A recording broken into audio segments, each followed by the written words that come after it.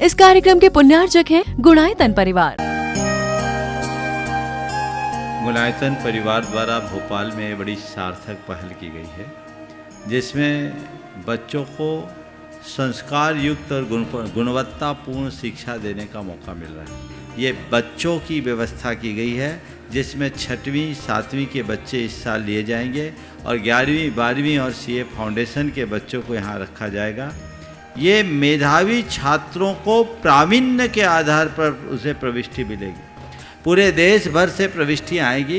प्रत्येक कक्षा में मात्र 30-30 बच्चों का ही चयन होगा और चयनित बच्चे वे होंगे जो अपनी प्रतिभा के बल पर चुने जाएंगे और उनको एक प्रकार की स्कॉलरशिप दी जाएगी। ये छात्रवृत्ति के तहत पढ़ेंगे। गुणायतन के समाज कल्याण की दिशा में एक बहुत अच्छी पहल है और ये सार्थक पहल है। इसकी शुरुआत भोपाल से हो रही है। ये भोपाल वालों के लिए बहुत गौरव का विषय है। इसके लिए गुणायतन के साथ विद्यासागर इंस्टीट्यूट और सेज और एपीटी, इन तीनों को भी मैं बहुत बहुत आशीर्वाद देता हूँ।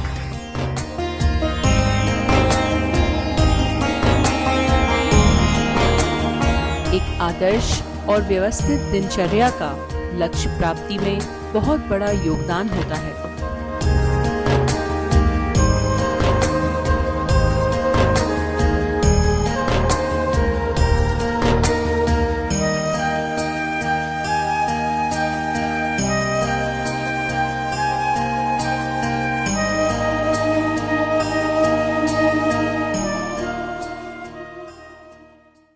अभी आप सभी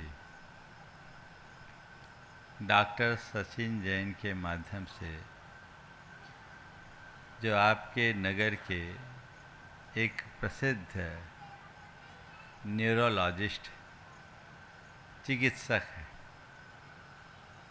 भावना योग पर जब मैं काम कर रहा था, डॉक्टर सुभाष झखारिया तो वर्षों से जुड़े। मैंने कहा इसके वैज्ञानिक पक्ष को और अधिक ढंग से रेखांकित करना चाहिए। जो पुस्तकें मुझे पढ़ने में आई और जो अन्य स्रोतों से मुझे जानकारी उपलब्ध हुई, मैं चाहता था इसमें किसी विशेषज्ञ की मुहर लग जानी चाहिए। डॉक्टर साहब से मैंने बात की और तब डॉक्टर सचिन को उनने मेरे सामने लाके खड़ा कर दिया। वाकई में डॉक्टर सचिन जी अपने विधा के विशेषज्ञ तो हैं ही, लेकिन सबसे प्रसन्नता की बात तो ये है कि उनमें प्रगाढ़ धार्मिक श्रद्धा और भावना भी है। आज मैंने जो अभी उनके माध्यम से आलेख आप लोगों को बीच रखवाया, आपने इसके माध्यम से बात अच्छे तरीके से समझ लिया होगा कि भावना योग कोई कपोल कल्पित संरचना नहीं है। यह एक ऐसी सुविचारित,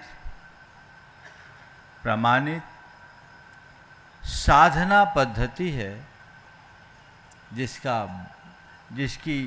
जिसके पीछे एक सबल दार्शनिक और आध्यात्मिक पृष्ठभूमि तो है ही, तार्किक, वैज्ञानिक और मनोवैज्ञानिक आधार भी है। जब मैं भावना योग पर काम कर रहा था, मेरी शुरू से सोच इनोवेटिव रही है। मैं चीज़ों को केवल गतानुगतिक तरीके से नहीं देखता। बहुत वर्षों से इस पर मेरा चिंतन चलता रहा। लोगों के माध्यम से आधुनिक मनोविज्ञान के दिशा में जो इस विषयों पर कार्य हुए और जिनसे जुड़ी हुई कुछ बेस्ट सेलर पुस्तकें जगत में फैली, लोगों ने मेरा जब इस तरफ ध्यान आकर्षित किया तो मुझे लगा कि ये सब तो हमारे ही अंदर की बातें हैं। ये तो हम रोज करते हैं। शब्द अलग है, भाव अलग है, प्रक्रिया अलग है, लेकिन परिणाम वही है, ध्येय वही है, मकसद वही है और लक्ष्य भी वही है। तो मेरे मन में आया कि ये जो पुरातन साधना है, इसकी अधुनातन प्रस्तुति होनी चाहिए। तो मैं आप सबसे कह सकूंगा, भावना योग और कुछ नहीं, हमने पुरातन को नूतन आयाम भर दिया है। प्राचीन की नवीन विवेचना भर की है, पारंपरिक की आधुनिक व्याख्या भर की है, आध्यात्मिकता को वैज्ञानिकता से जोड़ने का प्रयत्न मात्र किया है। आध्यात्मिकता को वैज्ञानिकता से जोड़ने का प्रयत्न मात्र किया है, और इस दिशा में मैंने बहुत तरीके से सोचा। और तब जब सबसे पहले भावना योग के पूरे सिद्धांतों पर मैंने विचार किया, तो मुझे मेरी मुनिचर्या दिखी। मुनिचर्या में 6 आवश्यक कर्म, जो किसी भी मुनि के जीवन को व्यवस्थित और संतुलित बनाने के आधार हैं। मेरा ध्यान उस पर गया और मुझे लगा कि इनकी जो व्याख्या आज है वही पर्याप्त नहीं है। इसमें बहुत गहरा बीज छुपा है और हम उसे नए तरीके से समझें और प्रस्तुत करें तो ये पूरे जीवन का रूपांतरण कर सकता है, जगत रूपांतरकारी बन सकता है। 6 आवश्यक है: वंदना, स्तुति, प्रतिक्रमण, प्रत्याख्यान, कायोत्सर्ग और सामायिक। हम लोग इसकी पारंपरिक व्याख्या और विवेचना करते हैं, लेकिन इनके पीछे जो मूल में भावना है वह हमारे भावनात्मक संतुलन की। हम लोगों ने अपनी साधना की प्रक्रिया में उसका केवल एक रूढ़ अर्थ पकड़ लिया, जिसने इनको एक क्रिया में परिवर्तित कर दिया, जबकि ये 6 आवश्यक कोई क्रिया नहीं, जीवन के रूपांतरण का अभ्यास है, साधना है, प्रयोग है। अभी संघ को मूलाचार पढ़ाते समय ये बात फिर नए तरीके से आई। हमारे 6 आवश्यकों में नाम, स्थापना, द्रव्य भाव, क्षेत्र काल, द्रव्य भाव आदि आए, और इनमें मुख्य रूप से भाव को प्रमुखता दिया गया। भाव यानी भावनात्मक क्षमता, जो हमारे जीवन के गुणात्मक परिवर्तन का मूल आधार है। उसे ही आधार बनाकर मैंने इन 6 आवश्यकों को 4 में वर्गीकृत किया।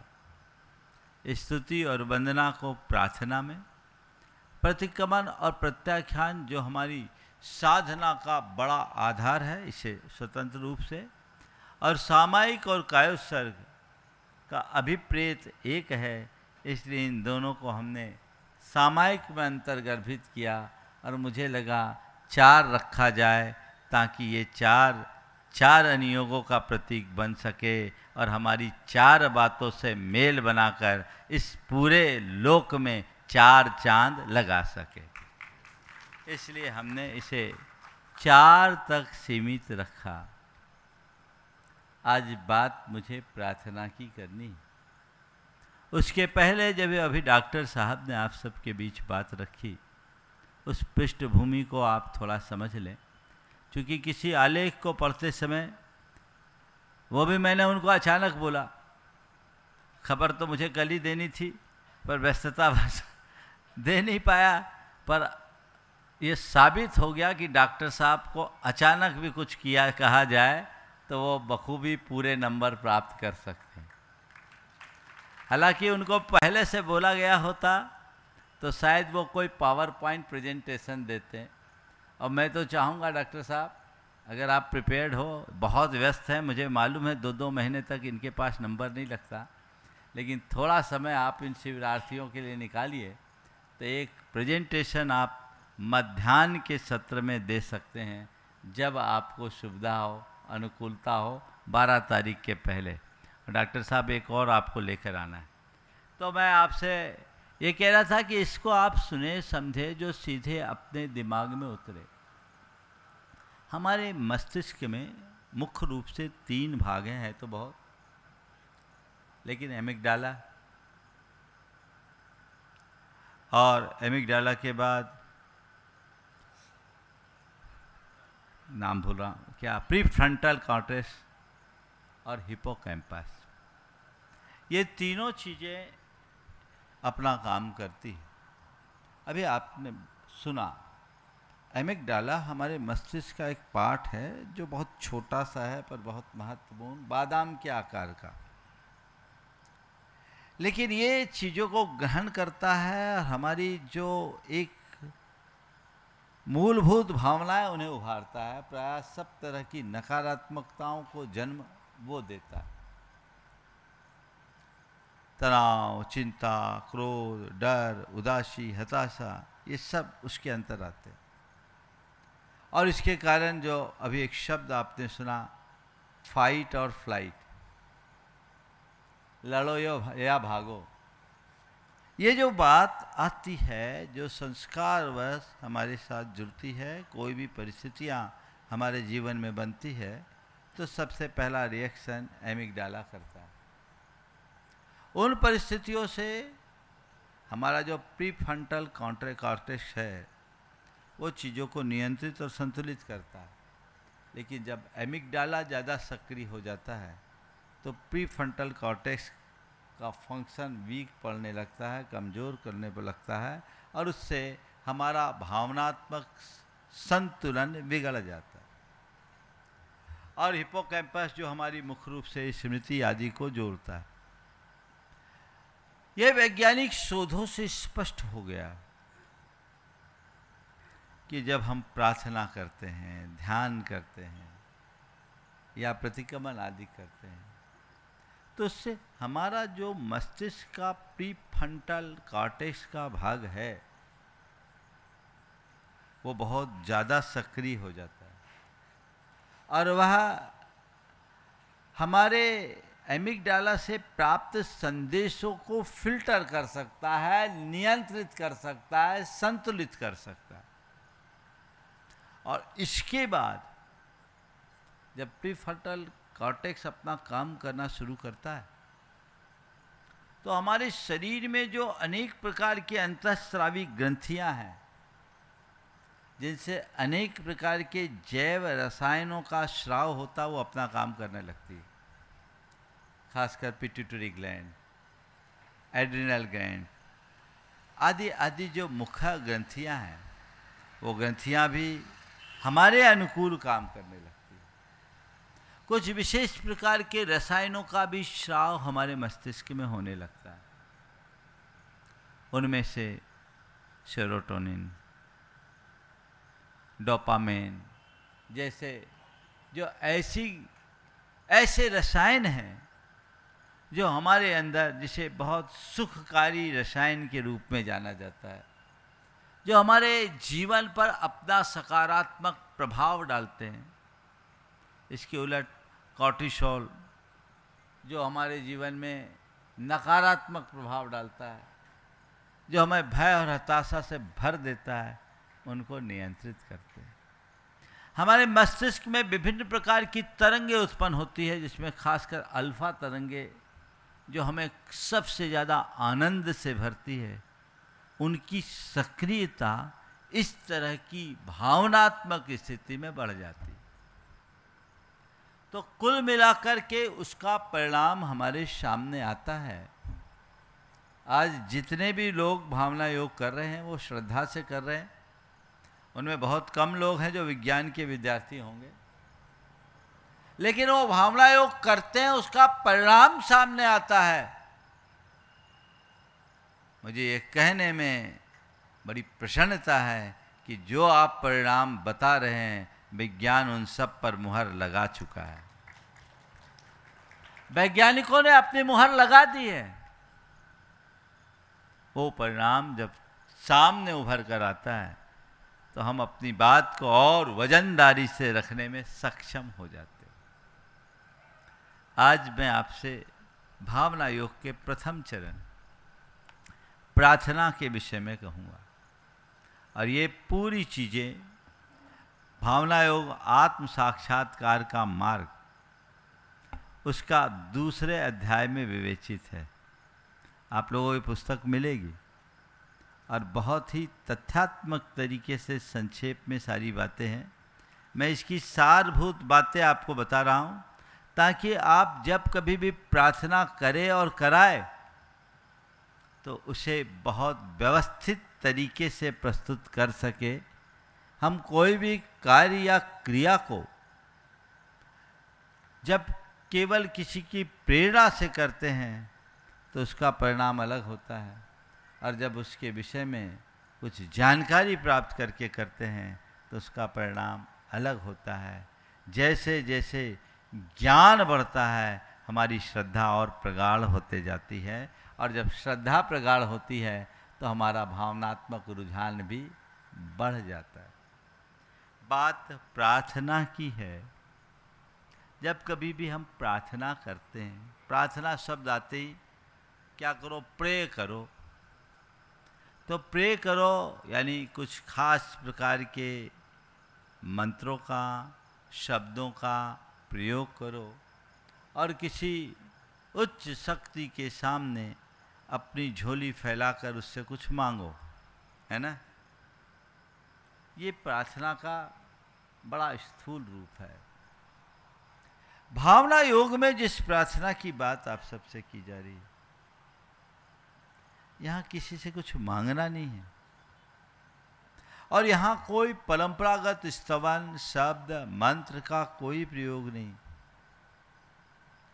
ये हमारे चेतना की जागृति का प्रतीक है, जहाँ हम अपने अंदर विराजमान जो परम चैतन्य है, जो हमारी अपनी परम सत्ता है, उसे जगाकर उससे अपने लिए कुछ भाव प्रकट करते हैं जो हमें सहज, शांत, स्वस्थ और सकारात्मक बनाने में समर्थ बनाती है।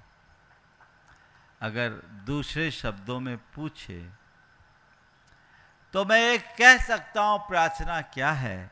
स्वयं को सहज, स्वस्थ, शांत और सकारात्मक बनाने की मंगल कामना, स्वयं से स्वयं का संवाद, अपने भीतर अंतर्निहित सुप्त शक्तियों के जागृति का अभ्यास, ये प्रार्थना है। इस प्रार्थना में हम इस स्टेट में आते हैं जिससे हमारे शरीर में खासकर विशेष प्रकार के डोपामिन, ऑक्सीटोसिन जैसे रसायनों का स्राव होने लगता है।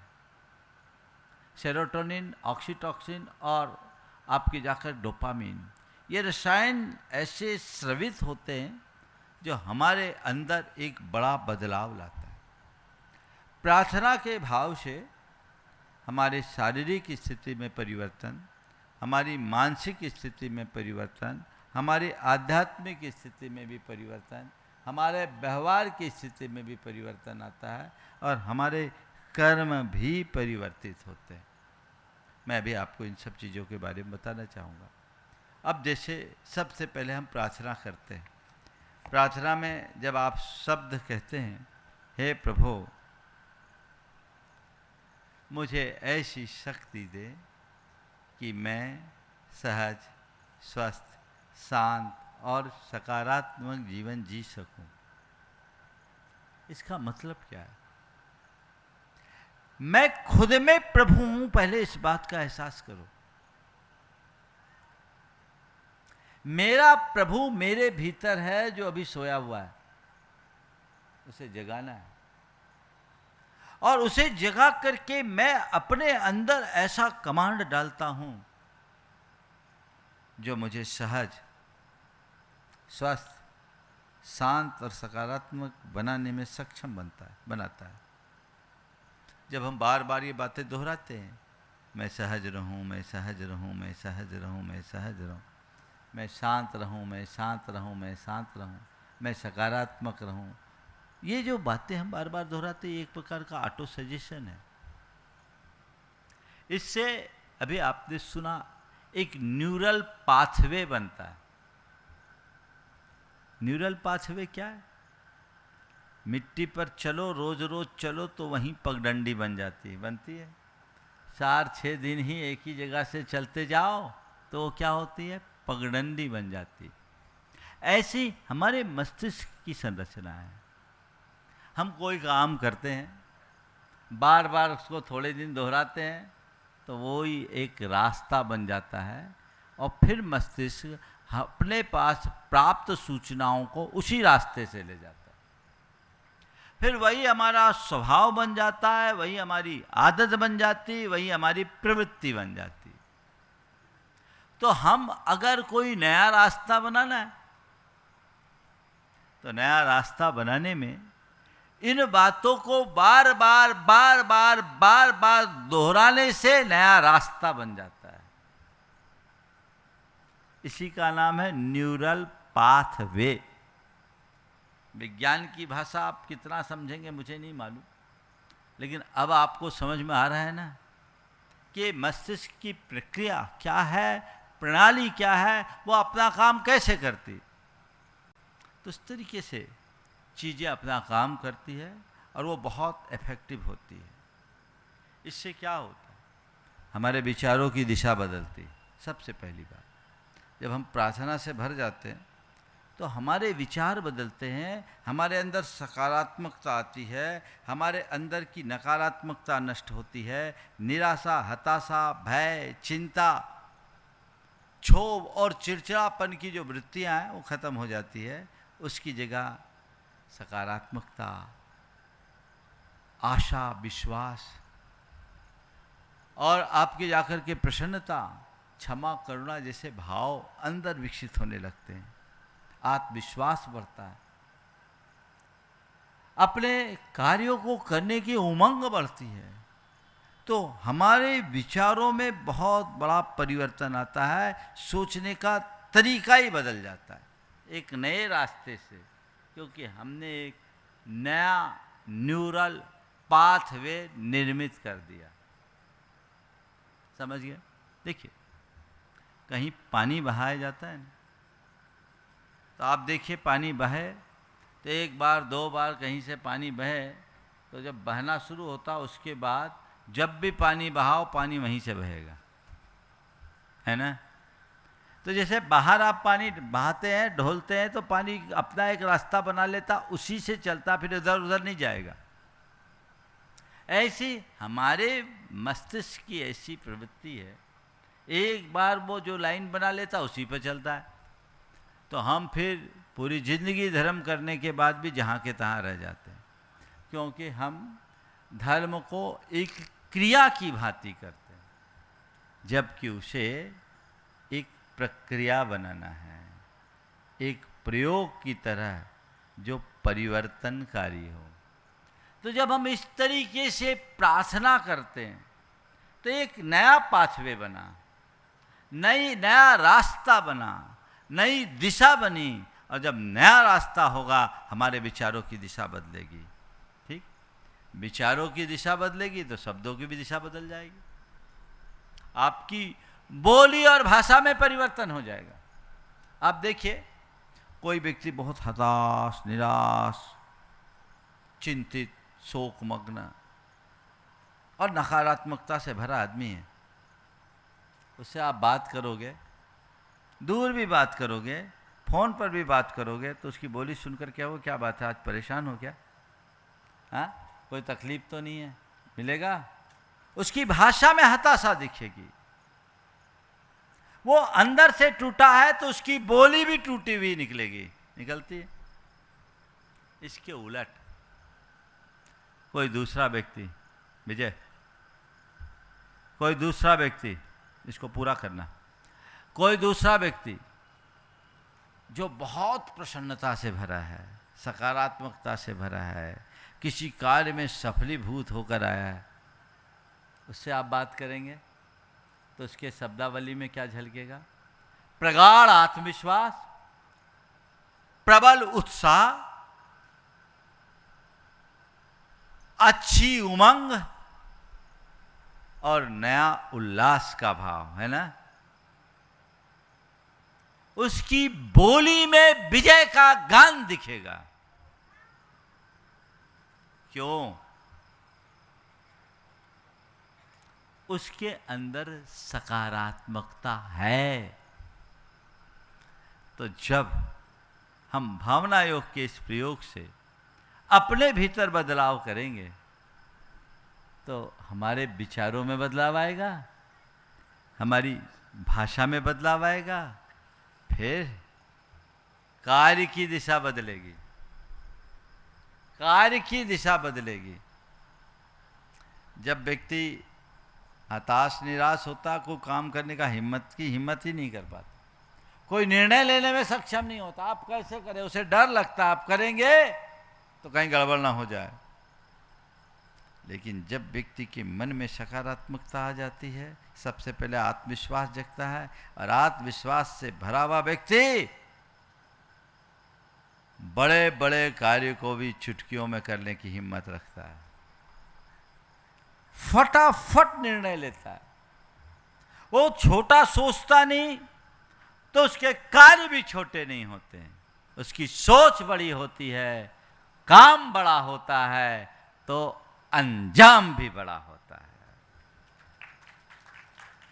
सोच कार्य की दिशा परिवर्तित कर देगी, और फिर जब आपके विचारों की दिशा बदलेगी, शब्दों की दिशा बदलेगी, कार्य की दिशा बदलेगी, तो जीवन की दिशा भी बदल जाएगी। तो प्रार्थना पूरे जीवन की दिशा बदल देती है। व्यक्ति की भोगवादी मानसिकता बदलकर अध्यात्मवादी बन जाती है। वो धन वैभव के पीछे भागता था, अब गुण वैभव का अनुरागी बन जाएगा।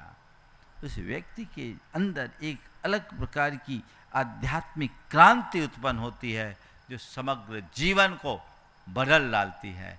तो विचारों की दिशा में परिवर्तन, शब्दों की दिशा में परिवर्तन, कार्य की दिशा में परिवर्तन, जीवन की दिशा में परिवर्तन, ये बड़ा परिवर्तन है केवल प्रार्थना से।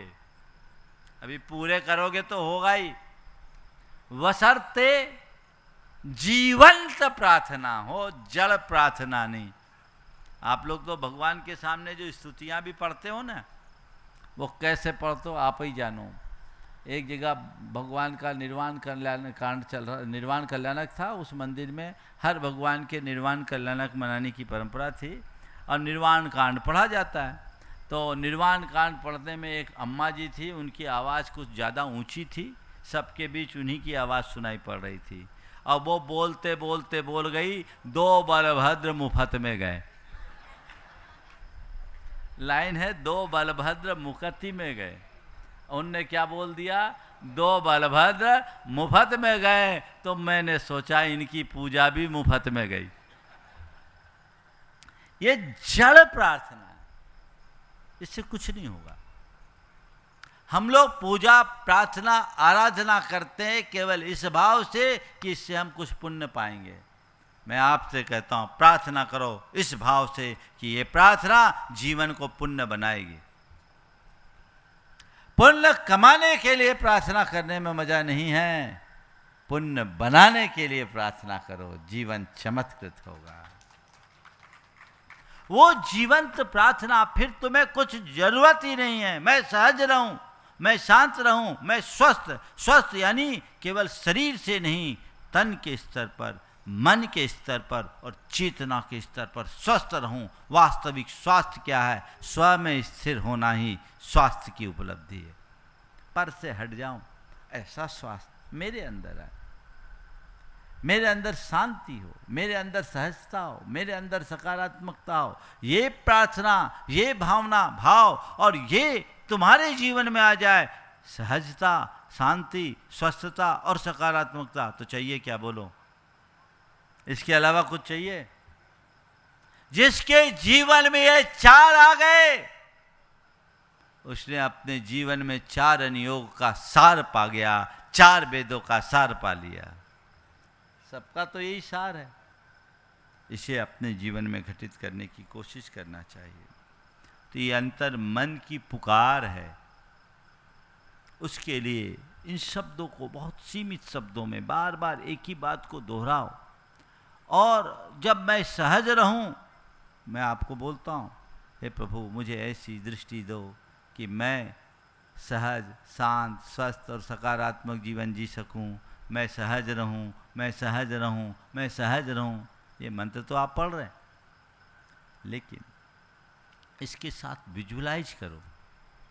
विजुअलाइजेशन का बड़ा इफेक्ट होता है। अभी डॉक्टर साहब ने मुझे एक पुस्तक दी, मैं उसको देखूंगा, अभी देख नहीं पाया, जिसमें इन सब का विज्ञान बताए। आज ये सब चीज़ें लोग रेखांकित कर रहे हैं कि चीज़ों को हम जैसा विजुअलाइज करते हैं वो चीज़ें वैसी हो जाती। तो हम इफेक्ट ऑफ विजुअलाइजेशन को जानें। आप सहज रहना चाहते हैं, आप सहज रहना चाहते हैं, शांत रहना चाहते हैं, तो कुछ इमेज कीजिए। क्या कीजिए? मुझसे अभी प्रमाणिक समूह ने कहा था, महाराज ग्राफिक्स बनाए, क्या बनाए? तो हमने कहा ऐसा करो, एक ऐसी ग्राफिक्स बनाओ कि एक आदमी बैठा, उसकी घरवाली चिल्ला रही है पर शांत है। वो चिल्ला रही है, चीख रही है, झल्ला रही है। उल्टा भी हो सकता है, पर ज़्यादातर ऐसा ही होता है। तो उसमें अपनी सहजता बनाए रखो।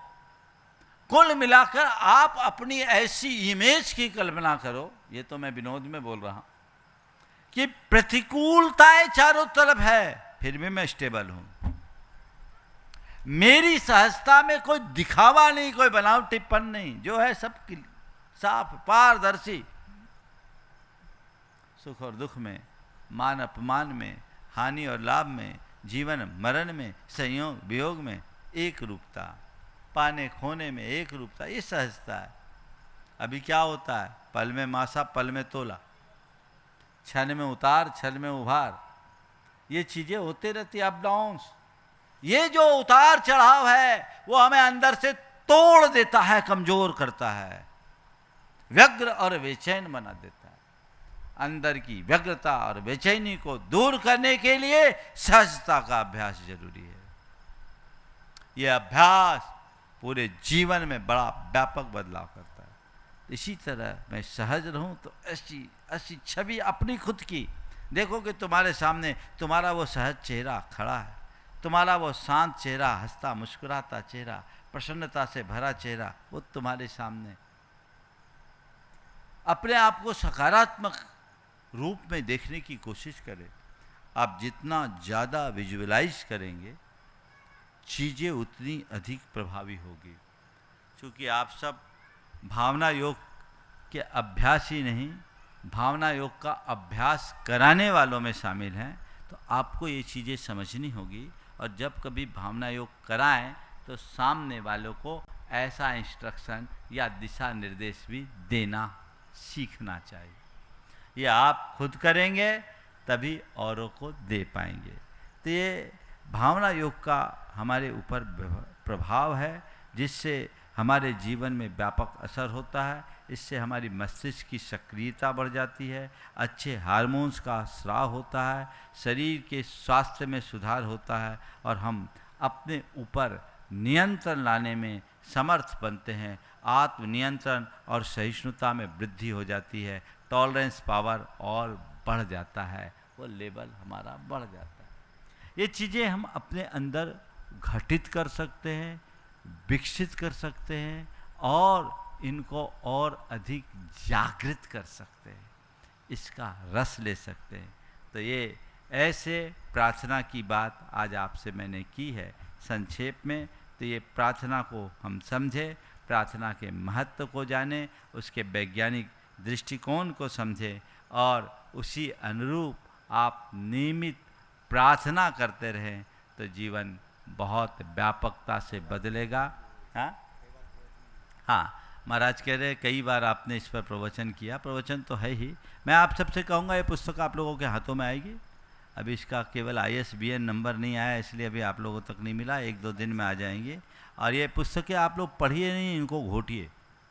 इसमें पूरा विवेचन है और बहुत अच्छे शब्दों में है और आपको हमारी भाषा का तो अंदाज है ही आपको, इसलिए कोई कठिनाई नहीं होगी।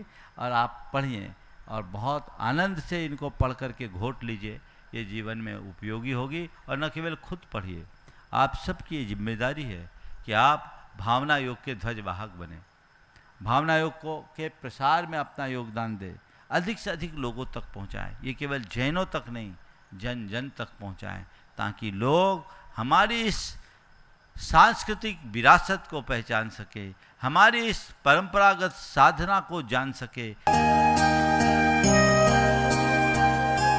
गुणायतन परिवार द्वारा भोपाल में बड़ी सार्थक पहल की गई है, जिसमें बच्चों को संस्कार युक्त और गुणवत्तापूर्ण शिक्षा देने का मौका मिल रहा है। ये बच्चों की व्यवस्था की गई है, जिसमें 6वीं 7वीं के बच्चे इस साल लिए जाएंगे और 11वीं 12वीं और CA फाउंडेशन के बच्चों को यहाँ रखा जाएगा। ये मेधावी छात्रों को प्रावीण्य के आधार पर उसे प्रविष्टि मिलेगी। पूरे देश भर से प्रविष्टियाँ आएगी। प्रत्येक कक्षा में मात्र 30-30 बच्चों का ही चयन होगा और चयनित बच्चे वे होंगे जो अपनी प्रतिभा के बल पर चुने जाएंगे और उनको एक प्रकार की स्कॉलरशिप दी जाएगी। ये छात्रवृत्ति के तहत पढ़ेंगे। गुणायतन के समाज कल्याण की दिशा में एक बहुत अच्छी पहल है और ये सार्थक पहल है। इसकी शुरुआत भोपाल से हो रही है, ये भोपाल वालों के लिए बहुत गौरव का विषय है। इसके लिए गुणायतन के साथ विद्यासागर इंस्टीट्यूट और सेज और APT इन तीनों को भी मैं बहुत बहुत आशीर्वाद देता हूँ।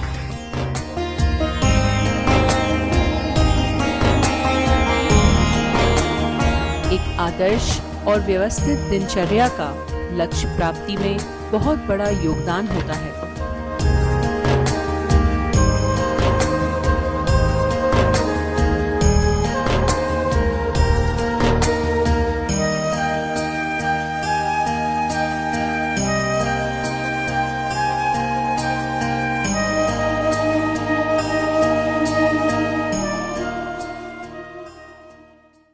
इस कार्यक्रम के पुण्यार्जक थे गुणायतन परिवार।